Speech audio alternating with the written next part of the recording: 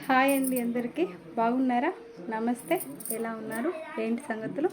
మన వీడియో కనుక ఎవరైనా ఫస్ట్ టైం చూస్తే ఖచ్చితంగా సబ్స్క్రైబ్ చేసుకోండి, లైక్ అండ్ షేర్. నేను చెప్పే కొన్ని విషయాలలో మరికొంతమందికి ఉపయోగపడి అందరూ బాగుండాలనేదే నా చిరు ప్రయత్నం. ప్రతి సమస్యకు ఒక చిన్న పరిష్కారం ఉంటుంది. పరిష్కారం ఏంటనేది చెప్పనీకే ఈరోజు నేను ఇలా మీ ముందు. ఏంటంటే, ఒక సిస్టర్ అడిగింది నన్ను ఏమని, అక్క మా ఊళ్ళు 10 లక్షలు కట్నం ఇచ్చి పెళ్లి చేశారు. ఇప్పుడు మా అత్త చిన్నగా ఏదో ఒకటి అంతనే ఉంటుంది, ఇబ్బందిగా అనిపిస్తూ ఉంది, నేను ఎందుకు పడాలి అని అడిగింది. మరో మాట కూడా ఉంది, మా మా ఆడపడుచు వచ్చేసి ప్రతి విషయంలో పెత్తనం చెలాయిస్తూ ఉంది, అసలు ఆమె అంటే నాకు నచ్చట్లేదు, ఆమె అంటే కూడా నేను ఎందుకు పడాలి అని అడిగింది. దానికి ఒక చిన్న ఆన్సర్ చెప్తా. ఏంటంటే, సిస్టర్, మనోళ్ళు వచ్చేసి 10 లక్షలు పోసి పెళ్లి చేశారు అంటే మన తల్లిదండ్రి ఫ్రీగా అబ్బాయికి ఏమి ఇవ్వలేదు. ఏంటంటే, నా బిడ్డ బాగుపడాలి అన్న ఉద్దేశంతో వాళ్ళు 10 లక్షలు కట్నం పోసి పెళ్లి చేశారు. అంటే నీ లైఫ్ బాగుండడానికి తనకిచ్చి నీకు పెళ్లి చేశారు. అంతేగాని తన లైఫ్ ఏదో సెట్ అయిపోవాలి, తను బాగుండాలని కాదు. మన తల్లిదండ్రి, ఒక ఆడపిల్ల తల్లిదండ్రి ఏంటంటే నా కూతురు బాగుండాలి అని చెప్పే చేస్తారు పెళ్ళి. మనం ఇచ్చే కట్నాన్ని ఎప్పుడు కూడా ఇచ్చిన దాన్ని తిరిగి దెబ్బకూడదు, ఎందుకంటే నీ లైఫ్కే దెబ్బకు వస్తుంది అది. అవునా కదా? ఈరోజు మనకు నాకు 10 లక్షలు ఇచ్చారు, నేను ఎందుకు పడాలి అనే ప్రశ్న రేపు ఇంకేదో పెద్దగా అవుతుంది. అంతవరకు తీసుకొచ్చుకోకు తల్లి. ఏ ఆడదానికైనా కాస్త ఓపిక చాలా అవసరం. ఈరోజు అత్తమ్మ అంటా ఉంది, అవునా కదా, తను ఏదో పెద్దది మాట అంటది అన్నంత మాత్రం నేను ఆవేశపడి నేను ఎందుకు పడాలి అని అసలు కోపానికి తీసుకొచ్చుకోకు. ఈరోజు నీకు ఫస్ట్ ఏంటంటే, సిస్టర్, నీ తప్పు కన్నా అమ్మ నాన్న వాళ్ళదే కాస్త మిస్టేక్ ఇక్కడ. ఏంటంటే, ప్రతి ఒక్క అమ్మాయిని ఒక అబ్బాయిలే పెంచుతూ ఉన్నాం, ఎక్కడ తగ్గకూడదు నువ్వు అస్సలకే. ఎవరేమన్నా అంటే కరెక్ట్గా సమాధానం చెప్పు.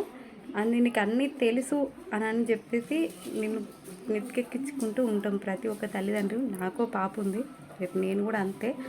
అట్లాంటప్పుడు ఏంటంటే ఇట్లాంటి ప్రాబ్లమ్స్ వస్తాయి. అత్తగారింటికి వెళ్ళిన తర్వాత మా అత్తమ్మ చిన్నగా నన్ను ఏదో అంటా ఉంది, 10 లక్షల కట్నం తీసుకొచ్చిన, నేను ఎందుకు పడాలి అనేదాన్ని ప్రశ్నిస్తూ ఉంటారు ఇక్కడ ఎవరేమైనా.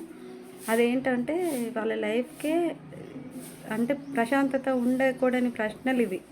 అవునే కదా? ఇప్పుడు ఒక అబ్బాయిని నేను 10 లక్షలు ఇచ్చి పెళ్లి చేసుకున్నాను, నేను ఫ్రీగా వచ్చాను ఇంటికి, మీ అమ్మ అంటే ఎందుకు పడాలి అని అన్నప్పుడు ఆ అబ్బాయి ఏం చేస్తాడు? ఇటు పెళ్లి చేసుకున్న నేను వదిలేస్తాడా, అటు తల్లిదండ్రులను వదిలేస్తాడా? ఇక్కడ ఎవరిని వదిలేయడానికి వీలు ఉండదు. తను మధ్యలో సతమతం అవ్వాలి.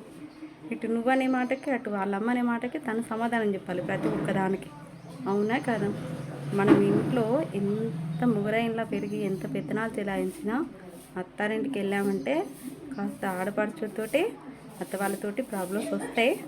పర్వాలేదు, కాస్త ఓపిక తెచ్చుకొని మెల్లిగా నువ్వు కొనసాగించడం స్టార్ట్ చేసి ఓపికగా ఉంటే రేపటి రోజు నీకు చాలా బాగుంటుంది.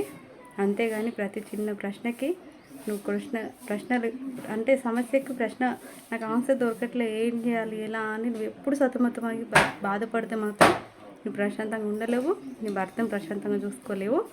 ఇవన్నీ మర్చిపోయి అత్త అంటే అంతే అని చెప్పేసి అనుకో. ఆడపడుచు పెత్తనాలు కంపల్సరీ ఉంటాయి. ఆడపడుచు అంటే అద్ద మొగునితో సమానం. అసలు ప్రాబ్లమ్స్ లేకపోతే అసలు ఆడపడుచు అని అనరేమో వాళ్ళని. పర్వాలేదు. నా మాటలు ఏదైనా తప్పు అనిపించినా లేదన్నా మాటలలో బాధ అనిపించినా నిజంగా నేను ఎవరిని ఉద్దేశించి బాధ పెట్టడానికి కాదు. నేను చెప్పేది ప్రతి ఒక్కరికి ఒకటే, కొత్తగా పెళ్ళైన ఆడవాళ్ళకు ఇంటి సంసారం అంటే ఏంటి, ఎవరితో ఎలా ఉండాలి అనేది కొంతవరకు అర్థం అవ్వదు. కష్టంగానే ఉంటుంది.